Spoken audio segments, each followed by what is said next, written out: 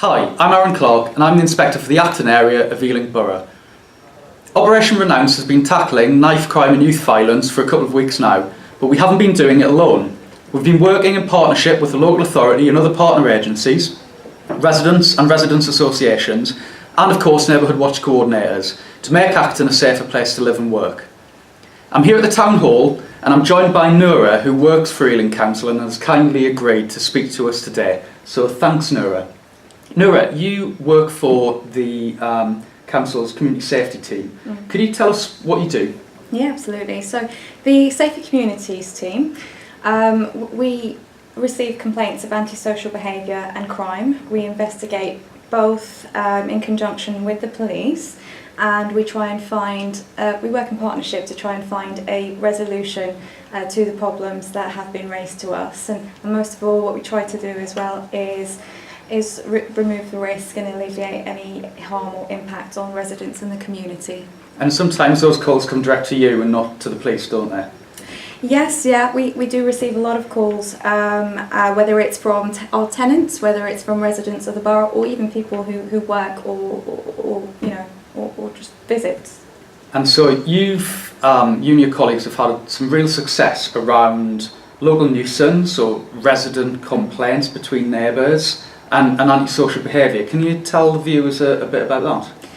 Yeah, so I think that, I can safely say that some of the most common complaints we receive about people congregating in our blocks, causing a nuisance, leaving litter around, smoking drugs, and we've had quite a few successes actually. One of the examples I can think of is in a block where we had quite a number of residents call us, approach us when we visited the block and tell us about the problems that they were experiencing. And we built a rapport with them gradually and trust, and they gave us more information, which was integral for us building a case and identifying the perpetrators, the offenders. From that, we were able to coordinate a response with partner agencies. So that was the local Safer Neighbourhood Team. It was the Park Guard Patrol Service and that we commissioned, and also our CCTV control room. And what that helped us do is identify the perpetrator and then target that person and apply for an injunction banning him from not just the block but the area, so the surrounding area.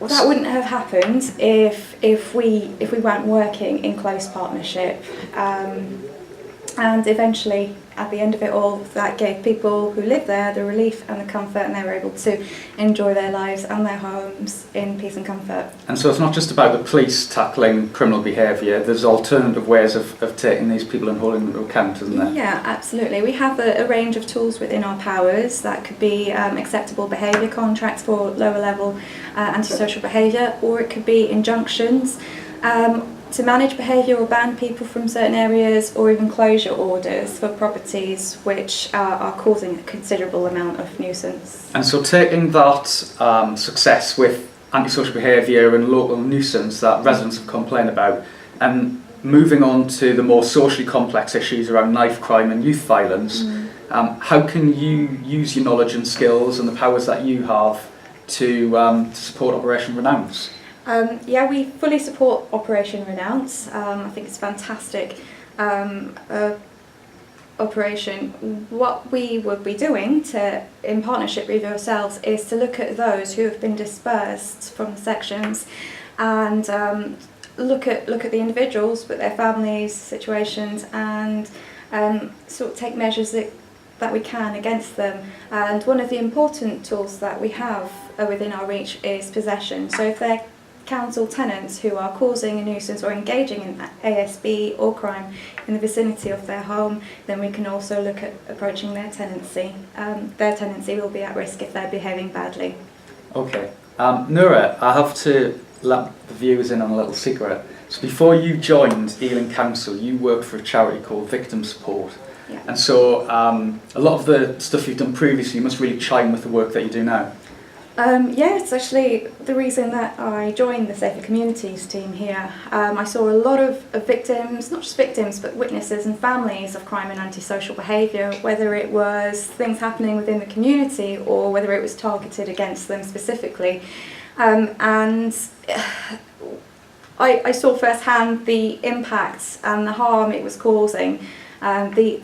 It can have a detrimental effect on people and their quality of lives, and importantly, that's something that the Safer Communities team want to address. We want to make sure that people within Acton and the Borough of Ealing feel safe and comfortable within their homes, their communities and their town centres.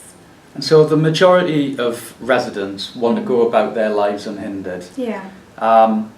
And some viewers will be wondering about the importance and the emphasis of knife crime and youth violence if they don't personally feel directly affected by it. What would you say to those residents and council tenants? So sometimes there are small things that don't quite make their way to the agencies who are involved in this kind of work. It's the small things that matter and that we should be made aware of. And ultimately, it's all about the quality of life. And when incidents involving knife crime do occur, then it does make people and communities feel unsafe and at unease. So if there is anything, then what we would do is encourage you to talk to us, talk to the police about what's happening, and we will do our work around resolving it in partnership. It's not just residents who experience the fear of crime. What would you say to young people who are maybe frightened enough to consider carrying a knife themselves? What would you say to those people? What I would like to say is to really think about carrying a knife. It is not the only option. There are places like Amnesty, but if you feel that you have to carry a knife because your life or your family's life is in jeopardy for whatever reason, you can talk to us, you can talk to the police, you can talk to community groups about what is going on in your lives, and we will always look at what we can do to help you, whether it's put measures in place to protect you and the family, or look at taking you away from your sort of current location and placing you somewhere safer, whether it's in Ealing or outside of Ealing. But I encourage you to really think twice about carrying a knife and to avoid it at all costs. Thank you, Noura, and thanks for giving up some of your time this morning to Absolutely. speak to us. And so, Operation Renounce continues to tackle knife crime and youth violence across Acton, and we are not doing it alone. We are working with partners, but we need your help too.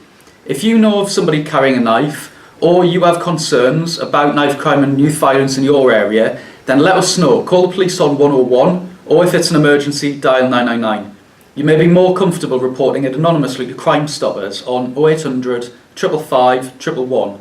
But please, don't say nothing. Renounce knife crime and youth violence. Make Acton a safer place to live and work. For now, stay safe, and I'll speak to you again soon.